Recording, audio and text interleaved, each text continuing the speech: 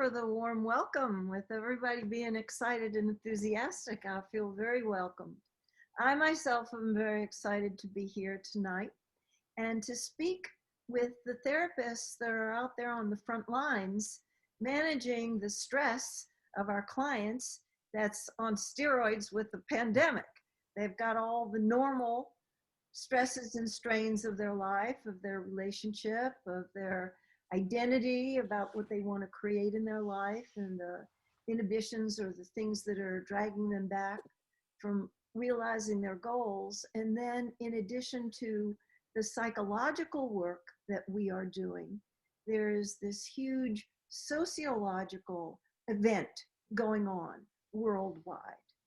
And what we hope to do with you is to kind of goose you along your path to be the best supports to your clients to get the most out of this crisis. We know about crisis being danger and opportunity. Relationships are stressed, some of them to the breaking point. And the normal stresses that couples have about working out their differences have been amped up so much by the uncertainty that we've been living in for so many months. There's stress fearing that we could get sick or that somebody that we love could get sick, God forbid that we could die. A lot of people are so stressed about money that they've been out of work, and their places of employment might not resuscitate. They might not have a job to go back to that they got furloughed from. People are stressed if they're introverted and there's people in the house. They may not be getting enough time alone. And us extroverts haven't been able to hang out with our buddies enough. And we can be experiencing stress from that. And there's been a tremendous amount of stress about not knowing who in authority is giving us the straight skivvy on what's going on, because some of the politicians are not in agreement with what the medical authorities are saying. And just being in so much unknown is stress in and of itself. And so I offer to you, us therapists, that we're on the front lines working with people who are pretty stressed out. And if we can assist them to be specific about where their stress is coming from, whether it's not getting enough time alone, whether it's not enough time with people, whether they're lonely, whether they're feeling sunburned from being with people too much, whether they're worried sick about money, whether they're fearful about getting ill, or they're just not feeling like anybody's minding the store, the people who are in charge. If we can help them to be specific, so it's not just nebulous and global, they are empowered to be able to use whatever stress reduction methods they know work for them, and hopefully add some new ones in. So if we can ask, do you know what is the biggest stressor that is working with you right now? And do you know the method that helps you to reduce your stress? And then this is the kicker question. Are you using what you know really works for you? And if not, why not? Do you not feel deserving of it? Are you so distracted by the stress itself that you haven't gifted yourself with responsible self-care, compassionate self-care, and getting in the hot tub, or getting out in nature, or getting on the phone and networking with your friends, or doing those things, even if it's binging on Netflix, the things that really help you get through each day so that you're not sleepless and obsessive thinking, or lethargy and missing energy, or turning into a grouch so that you've got a short fuse with the people around you. Oh, is that why you tapped me? You're not a grouch. Okay, I just You're wanted to getting check. through this Just very well. wanting to check. You know, that's one of the things that can be helpful during these times, is to give and receive feedback. And some of us may be more acutely sensitive to it than we are in quote normal times. Well, thank you. Thank you, Jim, and thank you all for being here with us today. And I really love being a part of this organization, and we have had the pleasure of being able to do some presentations over the last couple of years. And I find it incredibly validating to see so many people, to know that there's so many people here who really are committed to learning more. I know it's so easy to reach a certain level of expertise as a therapist, to lose the motivation for wanting to continue learning. But our perspective is that there is no point at which we no longer can benefit from keeping an open mind, from being present, from being mindful, which is one of the reasons I love this organization, is because we consider mindfulness to be perhaps the most powerful practice that we can experience in the process of becoming more skilled and more attuned to other people's and our own experience, which is essentially what our work is about. It's about connecting at a deep level. When I say our work, I mean everyone who's on this Zoom now, everyone who is involved in their life or in their career or both with the enhancement of relationships. Mm-hmm. So to be present, to be mindful is the bottom line. That's where we begin, that's where we operate from, and that's where we end. It's all about that. I was thinking before we came on today that a lot of the things that I've learned over the years have not been profound or come from elevated sources of wisdom, but a lot of them have come, strangely enough, from bumper stickers. some of my primary foundational concepts that I have totally found to be essential in the promotion of well-being have come from bumper stickers. So I'll tell you a couple of them. One is, let's see if I can remember. Don't believe anything. No, that's the second one. That's the second one. No, the first one is question authority. Question authority. And what that means is not just the external expert authorities out there, but when you have a thought, and this is where mindfulness really comes in, when you have a thought about something, it's generally not experienced as a thought or as a possibility. We experience it mostly, if we're not mindful, as a fact, as a truth, as a reality. So if I have an opinion, I think something, I kind of relate to that as a fact. So question even your own authority to affirm something that you don't necessarily know to be true. The reason that I'm saying this now in conjunction as a part of our talk here is because a lot of what we are encountering, Linda and I are encountering in our clinical work, but also in the work that other therapists that we know are doing, is that something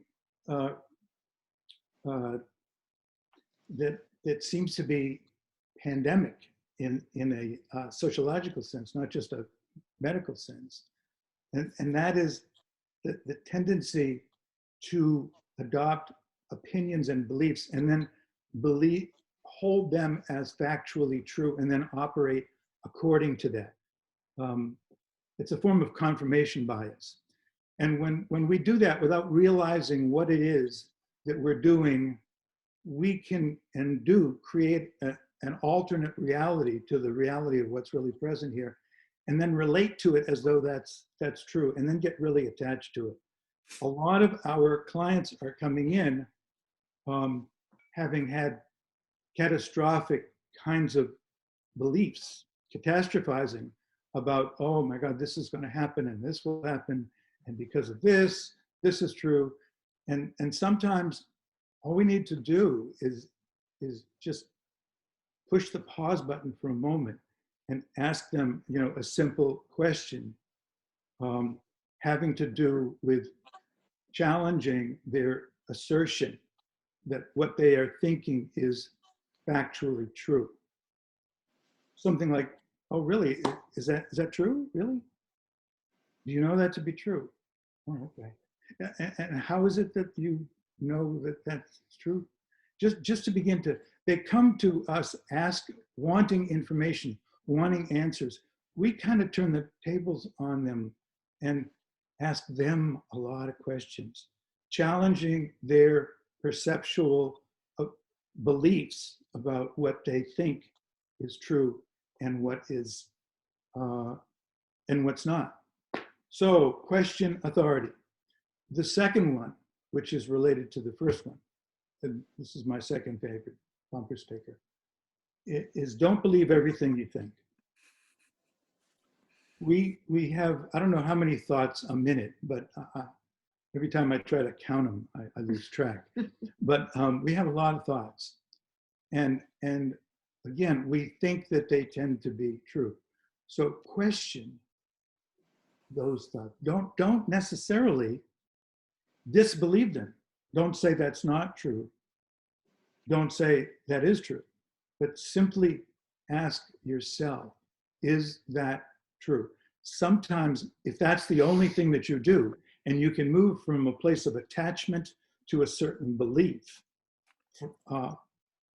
from moving from that attachment to an openness to the possibility that I don't know. Maybe it's not true. I don't know. I don't know is a pretty enlightened state of mind. And it's a place where most of us don't want to go, particularly if we expect ourselves or if others expect us to be right, to be certain, to be correct, to be an expert. We don't want to go there. But it's a very powerful place because there's a lot of possibility in I don't know. It's also a way of de-stressing ourselves when we think we know something and we get really plugged into it and our body tenses up and we get attached to it. Simply admitting to ourselves and maybe to other people, I'm not sure. I don't know. I'm not certain.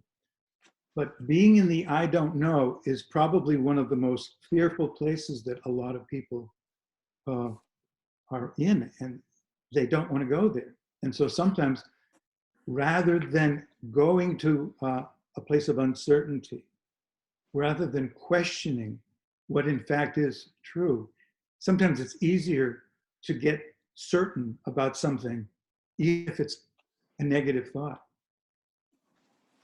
So just in finishing for a moment, just to use a quick example of that, we've had people who have been struggling in relationships for a long time. And the suffering of just not knowing whether to go on or not, and the difficulty they have in just continuing to be in that state is so painful. It's so much something they want to avoid that they will make a decision just to end the marriage or to end the relationship, because that is less stressful than living in the uncertainty. I want to pick up this thread Yeah. about the openness of don't know mind, which a lot of spiritual practitioners sit in meditation for a lot of years to get to don't know mind. And when we're in crisis, there's so much that we don't know, whether it's a pandemic or whether it's a health crisis or whether, having a child, getting married, moving to a new community can be a crisis. Financial, professional, there are all kinds of crises. And the one that we have going on right now does have built into it, by virtue of being a crisis, that the life that we've known and the structure and the routine that we had before got messed with. And Abraham Maslow speaks about peak experience. You know, he was the one that talked about self-actualization and coined that phrase. And a peak experience is one that is such a strong and dramatic, impactful experience that we are permanently changed by it. And he said, when you travel to an exotic culture that's very different from your own, that's when you're more apt to have a peak experience, because your normal routine is so interrupted. Your normal frame of reference is so interrupted.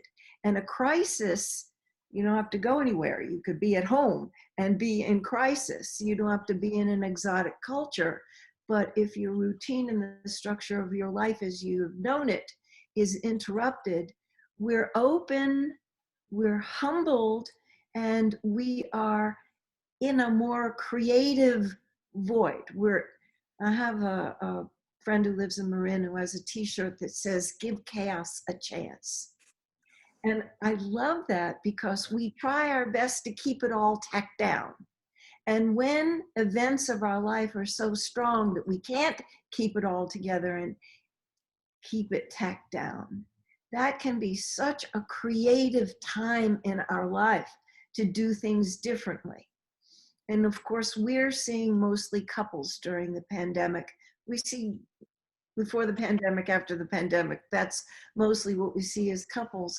But the normal stresses and strains that they are going through are amplified by not being able to go to the gym, not being able to go to work, having the kids home and homeschooling them, and having, you know, people right under their nose and in the house all the time.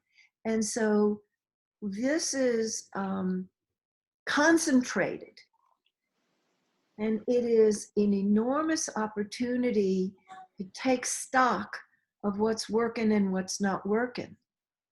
And the things that we could sidestep and we could avoid, and we could go have a beer with the guys, and we could go off to do this and that, and we could keep ourselves from having to really deal with it. It's in our face. And that can be good news. Some of those relationships really weren't meant to last on the long term. And to finally come to terms with that so that they could let go, free each other, hopefully let go with as much loving kindness as possible, so that people could go on to have a relationship with somebody who would be a better fit. That could be a big successful outcome, a blessing for them in the crisis. But some of the couples who have tremendous potential to be really good together are so stressed out that they're hooking that stress and discomfort that they're feeling on the relationship and on the partner. And they're in judgment, they're in resistance, they're in reaction. And if we, the therapists that are on the front lines working with them, can help them to have the broader view. I just said to one of the couples that I was working with yesterday, if you could delay the decision until things normalize, some of the things that feel almost like you cannot stand it another day right now could give way. Do you think that you could wait even another month or two to see whether the stress of the pandemic is making it so unbelievably difficult for you right now? Then you'll be able to discern, is this really a mismatched pair that we are, that you're coming to the conclusion and it looks like truth in this moment? And can you wait until there is a perspective? They think they can wait, they're not quite sure. But some of the other couples that we're working with see, this is the stress of the pandemic that's making me so irritable, that's making me have such a short fuse, that I don't have bandwidth for the things that I used to have bandwidth. And once they grasp that, they can settle down, not have such aversion to their partner, not be so withdrawn and unavailable, or not be critical and controlling and nitpicking and aggravating the situation. It's an extraordinary opportunity for people to take time to tune in to what's going on with them tell themselves the truth first, have a more intimate relationship with their self, and then have designated time, agreement with their partner to be able to check in a responsible way. This is what I am experiencing. This is the stress that I'm going through. These are some of the things that are upsetting me, worrying me, concerning me. And to have a deeper and intimate sharing with each other without the blame, telling the truth of what they're experiencing without judgment. And if people can use the pandemic where things are so inflamed and they can do it there, then when the pandemic normalizes and passes, people are going to have a life skill that's going to serve them for the rest of their life. Wow, that's so true. That just kind of opened up a lot of things as you were speaking, Linda. Again, I'm reminded of the link between psychotherapy and mindfulness, that to be able to continually bring ourselves and our client, the person or the people with whom we're working, to be able to continually bring our focus into the present moment. And in so doing, we get detached from the mind chatter, the analysis that is clogging up our thought processes. And it's preventing us from really being able to have access to the information that we really need in order to engage fully with this process of this moment, of this communication, of this time that we have together. And the source of that information is our own experience. Mm-hmm. And we don't necessarily, I don't find that I necessarily talk a lot about mindfulness. Sometimes I never even mention it in a session. But what I make an effort to do is to practice mindfulness, to practice being present in the way that Linda just said with this person, and to notice where my mind is going so that I can be aware of my thoughts without necessarily taking them too seriously, and just noticing that, okay, I'm making a judgment about this person right now. Okay, I have a desire for them to have a certain experience. Okay, I'm not clear about what they're wanting. And so when I'm practicing that, my whole rhythm has slowed down, because I can't check in with my own experience if I'm moving too quickly. I can't keep track of all the stuff, because it's a moment to moment process.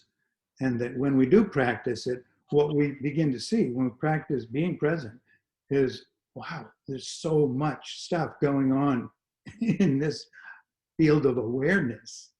And so I have to slow down.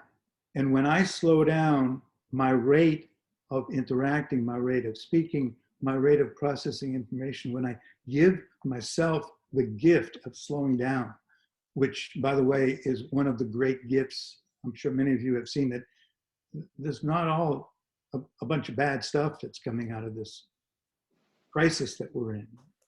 There's a lot of very difficult, challenging stuff, no doubt about it. Mm-hmm. But there are some gifts too. Mm-hmm. And one of the gifts that I've noticed that a lot of people have discovered, and I certainly appreciate it, is the gift of slowing down and noticing how, for much of my life prior to this, I had been unconsciously moving at a pace that is more rapid than my natural rhythm is comfortable with. And I found that that's true for a lot of people. And we are being forced to recalibrate the rate of velocity with which we interact and process information and move physically and even mentally in our lives. And to me, that's a great gift. And one of the things that I have been making an effort to do is, and the timing in this, and this is really important, is to remind people after they have kind of downloaded some of their concerns and their fears and their disappointments and their anxiety, after they've expressed that and after they feel that that's been received by me and acknowledged, when I feel that they're pretty much complete with that, at that point we may begin talking about, and have you noticed that there's any beneficial aspects of this experience for you? Have you noticed that there's anything positive that's come out of this that you would consider to be a benefit or a positive quality? And it's really important not to introduce that question too soon, because people have to be acknowledged. They have to have their concerns and their desires and their disappointments and their anxieties acknowledged and appreciated and accepted. They don't need another person in their life telling them what they got to do or what they need to understand or what they should do. They don't need any more of that. They're getting more of that than what they need from other people. So our job is not to necessarily tell people what we think they should do. Sometimes even if they ask for it directly, I'm reluctant to do it. My job, as I see it, is to redirect the focus of their attention from out there, from how their partner is disappointing them, from what it is that other people should be doing differently, is to get them to self-reflect more, to ask questions that are designed to promote self-reflection. What is it that's important to you? What is it that you are looking for? What is it that's missing for you? What is it that you can do to begin to fill that emptiness that you just described to me? So that's, I think, a really vital part of the therapy process, particularly in these times, is to support people to redirect the focus of their attention from an external object or source out there to self-reflect, to really reaffirm the power of self-reflection. I want to pick up this thread about the gift of time. Without the normal activities, running off to the movies and the restaurants and the parties and different things, and we can feel kind of deprived about not having access to those things. But if we're going to be sequestered at home, if we're going to have to stay closer to home for safety reasons, to use that opportunity, to use the opportunity for mindfulness practice, to have more time for contemplation, for journaling, and for an interactive process that is spiritual in nature. I'm always going to be grateful for my whole life to Sylvia Boorstein for teaching me about talking meditation. And I've offered it to my clients frequently lately in these months of the pandemic that they have more time. So they say, well, tell me, what is that talking meditation? And it is taking time to be with another person. If you have a partner, if you have a husband, a wife, a spouse, a lover, you can do it with them. You could do it with a friend. You could do it with a family member or your family of choice. And to make an agreement with them to slow down the rate of speed with which we interact with each other when we're conversing. So there's contemplative pauses, and we drop down a little deeper than we normally do to see what we're experiencing and then offer that to the other person. And they slow down their rate of speed with which they might banter back to us and really take it in and be with it and see what they're experiencing before they return to us. And for an extrovert like me, this was this was time to sing a hallelujah chorus, because all that time sitting on the cushion all alone in quiet contemplation was difficult for me. But this talking meditation really appeals to me. And I do it every day with Charlie and with some other people. It is relationship as spiritual practice. It is tuning into what we are experiencing, finding the words to name our experience, what we're needing, what we're feeling, what lights us up, what turns us off, what we're visioning.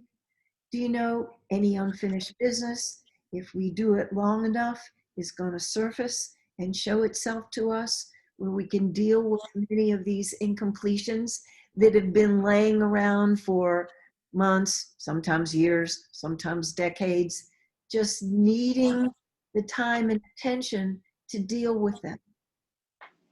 When we have that more intimate contemplative experience ourselves, and we have the courage and the commitment to share it with another therapist, friend, spouse, someone who's trustworthy, a confidant who can hold it with us, deeper and deeper levels show itself and bubble up to the surface. And this can be a time of extraordinary healing for people if they use the time wisely. If they take that contemplative time to tune into what really matters to them. And the pandemic comes loaded with opportunity, because it could be a life and death situation for ourselves and people who are precious to us.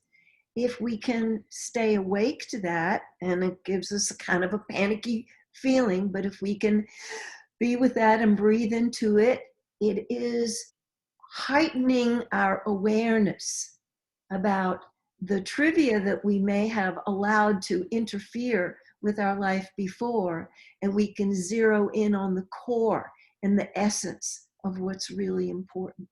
And I see that as an extraordinary blessing in this pandemic. Yeah, beginning to seek out and recognize and ultimately appreciate the differences in our relationship, in our perspectives, in our personalities, is one of the things that I have found to be incredibly valuable, not only for the people that we work with, but in our own case too. Because, like Linda mentioned, she's a flaming extrovert. I'm on the other end of the spectrum. I'm pretty introverted, and I'm okay with that. Opposites do attract. Yeah, I'm a believer. we prefer to see it as opposites Complement each other as opposed to attract each other, but it's the same thing. And one of the things that I have personally experienced is one of my favorite song titles is "How Can I Miss You If You Won't Go Away?" And it's an old country western song. And in the old days, one of our primary sources of conflict, and this is one that I'm sure a lot of you can relate to, if not personally, at least with a lot of your clients, even if you're not working with couples, this dynamic comes up very, very frequently, is that there is one person who tends towards extroversion, the other one who tends towards introversion, and that gets to be an interesting dance that they end up doing, because those predispositions generally don't go away. So it's something that we have to learn how to deal with and how to manage. And for the first, I don't know, couple of decades of our marriage, the game that we were playing was, let's see who can get the other person to convert to the right way to be. Let's see if I can get you to be more introverted like me. And I want you to be a connector. Ain't gonna happen. He's a freedom fighter. Yeah, but I'm definitely very, very interested in connecting. I'm just not at the, I mean, you're a pro. I'm not in your league. You'll And I never be in my never league, will honey. be.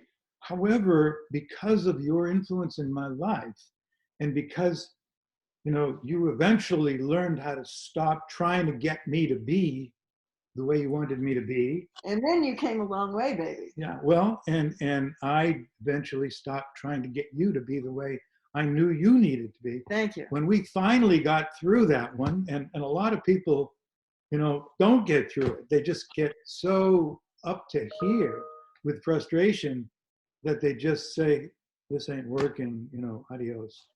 And, for some bizarre reason, we managed to not succumb to that. But because we were able to come to a place where we could not only accept these differences are intrinsic in who we are and they're intrinsic in the relationship, and they're not going to change. And not only is that okay, but it's actually a good thing, because we can and we have learned from each other, and we have expanded our comfort zone. Right. I'm much more comfortable spending that kind of time together that I used to have a real, my limit was much lower. My tolerance was much lower than it is now. And I think we've been able to help other couples to appreciate rather than demonize those differences. And that's really the essence of what really effective couples therapy does. And you can do effective couples therapy even when you're only working with one partner in the relationship. It only takes one person to begin doing their work to get the ball rolling. So I wanted to offer to each one of the therapists who's present here this afternoon, this evening, that when we do our own work, if we identify the places where we're most stressed, if we identify the places that are most effective stress reduction techniques for ourselves, we're empowered to help the people that we work with identify specifically and name where their stress is coming from, and specifically identify the stress reduction techniques that they can use, and are they using them, and if not, why not, and where could they expand into other stress reduction techniques. If we are doing our own work to see if our bandwidth is smaller for frustration from some of the people in our life, if we have a short fuse in what triggers us, if some of those little cracks and fissures are enlarged during this time where we're in the pressure cooker and we're doing our own work, it empowers us to assist our clients to tune in to where those cracks and fissures are in their relationship with their self and their lack of self-care, or not realizing their dreams or even naming their goals, and where it's showing up in their relationship. We're more effective working with them as we do our work.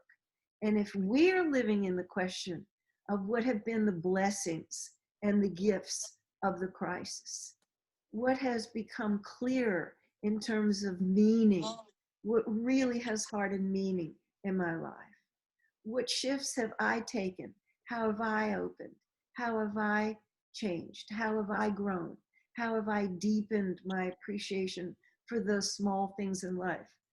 Man, I can't wait to hug my grandkids. Do you know, I always knew I was a champion hugger, and I always knew I really enjoyed it, but I haven't been able to hug my own grandchildren for 10 months. And I'm probably going to squeeze the life out of them when I finally hug them again, because I'm so hug deprived. And I'm getting lots of hugs from you. I'm grateful, but I need more from other people.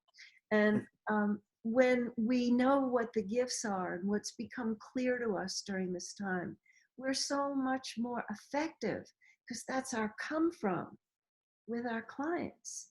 And then they, by contagion, can start to live with the question of what are the benefits, what is the good news, what are the gifts, what are the teachings out of this time. And so I offer that to you to be in those, what I consider to be essential questions, so you can be at your very best with your clients to assist them to make something out of this crisis. And I'm a big fan of don't let a good crisis go to waste.